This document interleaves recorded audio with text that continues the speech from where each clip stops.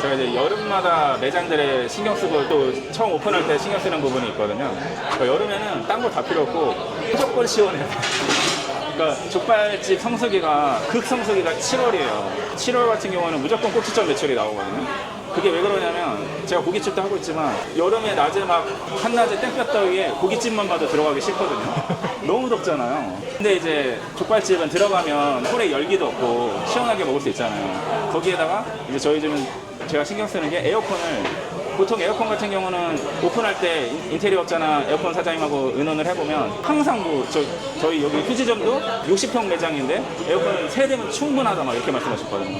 택도 없고 주안점도 기존에 2개가 설치되어 있었거든요. 그거면 충분하다고 필요 없다고. 근데 저 무시하고 4대 설치해놨거든요. 그러니까 지금 160평짜리예요 에어컨이. 제주간 저 고깃집 하는데도 에어컨을 320평짜리를 해놨거든요. 에어컨이 한 8대인가 그래요. 40평 막 50평 이렇게 섞어가지고. 가장 여름에 더운 게 뭐냐면 사람 몸에서 나오는 열기거든요. 여름에 한산한 집은 안 더워요. 에어컨 많이 없어요. 근데 이제 저희 1호점이 홀이 한 20평 정도 되는데 테이블이 13개잖아요. 낮에는 에어컨 한 2개만 틀어도 추워요. 근데 저녁이 돼서 사람이 꽉 차면 에어컨 2개로 택도 없고 4개를 틀어야 되거든요. 그래서 꼭 오픈하실 때 주의하실 게 그 에어컨 사장님 말 믿지 말고 무조건 많이 설치해야 돼요, 에어컨을. 자금 되는 대로, 공간 되는 대로 최대한 많이 설치하셔야 돼요. 나중에 따로 설치하려고 그러면 힘들지 않나요? 심리죠. 그 실외기 막 배관 빼기도 어렵고, 근데 뭐 가능은 해요. 여름에는 시원한 게 중요하니까 시작부터 그걸 잘 갖춰놓고 시작하는 게 중요하고, 또 저희는 여름에는 무조건 제가 지난주에 모든 점장 직원들한테 메시지를 돌렸거든요. 오늘부터 얼음물 나가주세요 이렇게 돌려놨어요. 그래서 저희는 여름에는 무조건 물 만들 때 얼음 나서 달라고. 차가운 물, 그냥 똑같이 차가운 물이라도 얼음물을 먹는 거랑 그냥 차가운 물 먹는 거랑 또 사람이 시원함이 다르거든요. 수지회장 같은 경우에는 냉장고가 또 비싼 게 한 대가 있어요. 그 슬러시 냉장고인데 이게 관행각이라 그래서 원래 액체가 0도가 되면 얼잖아요. 근데 0도 밑으로 가도 얼지 않게 온도를 조절해 주는 게 있어요. 그 냉장고 같은 경우는 뺀 다음에 소주를 한 대 탁 쳐서 충격을 주면 이제 눈꽃 결정이 생기거든요. 그래서 슬러시 소주를 마실 수 있어요. 그러니까 여름에는 제가 모든 부분에 있어서 시원한 거에 초점을 최대한 맞추고 있어요. 그래서 지금 여기 수지 매장도 오늘 왔는데 조금 에어컨 다 틀었는데 시원하지 않거든요. 그래서 지금 오늘 에어컨 사장님한테 또 전화를 했어요. 한 대 더 설치하라고. 이게 그 냉장고예요? 보세요. 액체잖아요. 근데 흔든 다음에 보시면 슬러시가 된 거예요. 좀 있으면 점점 얼기 시작해요. 이제 얼음 결정이 생기고 있잖아요. 네. 그래서 엄청 시원해요. 그 창업할 때 네. 가장 중요하게 생각하시는 게 입지. 해볼수록 느껴요. 1번도 2번도 3번도 있지. 일단 아이템이 잘 좋다는 가정하니까. 지금 이번에 주안점 오픈한 지 얼마 안 됐잖아요. 거기가 엄청 잘 되는 이유가 어떤 거라고 생각하세요? 일단은 잘 보이는 거예요. 우리가 생긴 거를 지나가는 사람이나 동네 사람들 무조건 잘 보이는 위치에 들어갔잖아요. 그래서 일단은 저희가 알리는데 좀 덜 힘이 들고 있어요. 일단 저희가 한번 오셨다 가신 분들한테 만족감을 채워드릴 자신이 있으니까. 근데 안 오시면 방법이 없잖아요. 진짜 입지가 진짜 깡패예요. 난이도를 많이 좌지우지하니까. 처음 창업할 때는 그럼 돈이 좀 들더라도 비싼 데 들어가는 게 낫겠네요. 그렇죠. 월세 비싼 게 차라리 월세 싼 데를 가서 마케팅 비용 많이 쓰는 것보다 월세 비싼 데를 가는 게 훨씬 나아요. 너무 근데 뻔한 얘기죠. 음식 맛에 대한 확신만 있으면 그럼 이제 월세 비싼데 권리금 비싼데 투자를 하셔도 되는 것 같아요. 그런 거에 대한 확실히 먼저 있어야 되는 거지. 뭐 일단 근본이 없는데 자리만 좋아도 재방문이 안 일어날 테니까. 그 상권에서 입소문 나는 데까지 보통 한 3개월 정도 걸리나요? 저희 매장마다 틀린 것 같아요. 그래도 적어도 3개월은 걸리는 것 같고 좀 오래 걸리는 경우도 있고, 본점 같은 경우는 금방이었어요. 거기는 뭐 한 달도 안 걸렸고요. 근데 여기 수지점 2호점 같은 경우는 꽤 걸렸어요. 반년 정도 걸렸어요.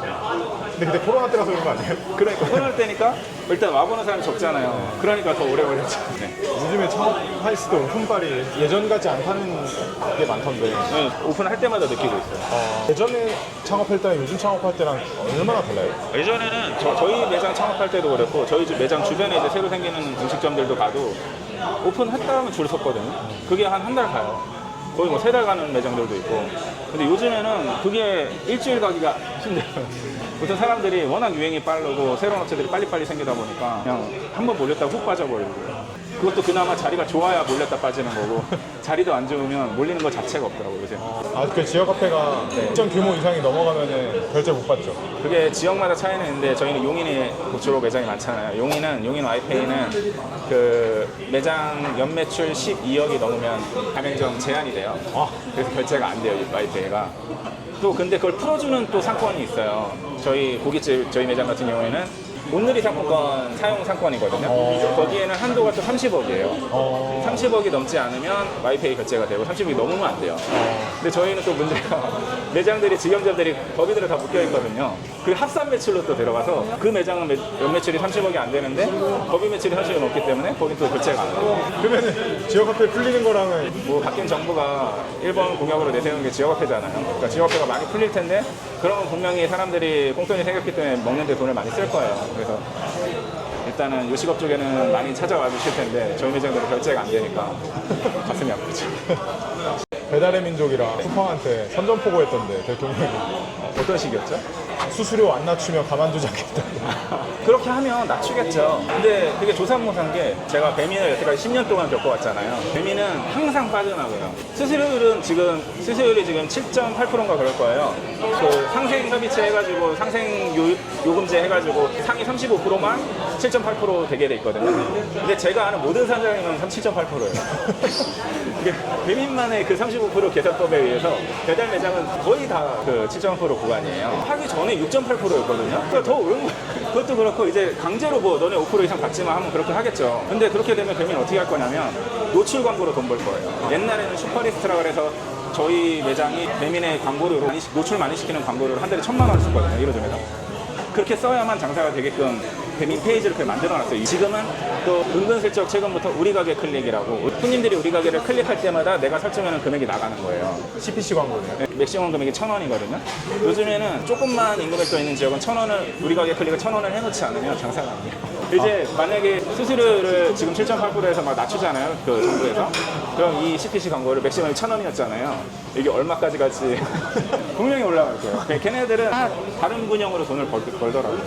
사람들이 배민이 많이 뜯어간다, 막 수수료 세다, 자영업자들이 그런 얘기를 하면 그러면 손님들 입장에서는 너네들은 손님들이 찾아갔을 때 저런 혜택을 많이 해줘야 되지 않냐. 배민한테만 혜택이 있는데 그럼 우리가 배민을 시킬 수밖에 없지 이렇게 말씀하시잖아요. 원래 저희가 수익이 나려면 지금 배민을 안 이용하고 팔았을 때가 정상 수익이에요. 그렇게 해야 저희 인건비라도 벌어가는 구조거든요. 근데 포장했을 때 배민처럼 혜택을 해드리면 배민으로 팔아도 배민, 포장으로 손님이 찾아와도 배민. 그러면 배민으로 팔아 적자고요. 포장 손님이라도 적자예요. 그래서 자영업자에서는 할 수가 없어요, 그게. 그래 2,000원 할인해 주시잖아요. 족발은 옛날부터 그런 문화가 있었어요, 포장은. 원래 그리고 전통적인 배달 음식들은 그런 문화가 있어요.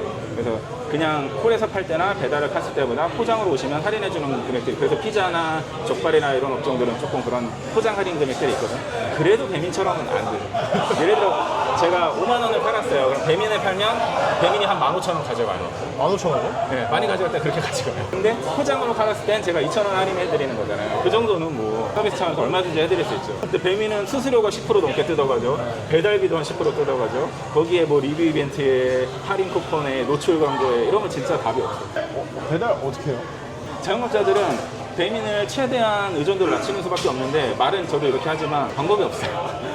그래서 홀장사가 중심이 돼야 돼요. 홀장사가 중심이 돼서 이제 배민을 많이 뜯기더라도 그냥 재료비 이외에는 그래도 남긴 남잖아요. 거기에서 이제 자영업이라는 게 재료비 이외에 남은 돈으로 뭐 고정비나 월세나 인건비를 충당을 해야 되잖아요. 배달을 덤으로 생각하는 수밖에 없어요. 그러니까 홀장사로 고정 비용들을 다 지출을 하면 배달로 판 거는 재료비 이외엔 그래도 남으니까 그런 매출 구조로 만드는 수밖에 없어요.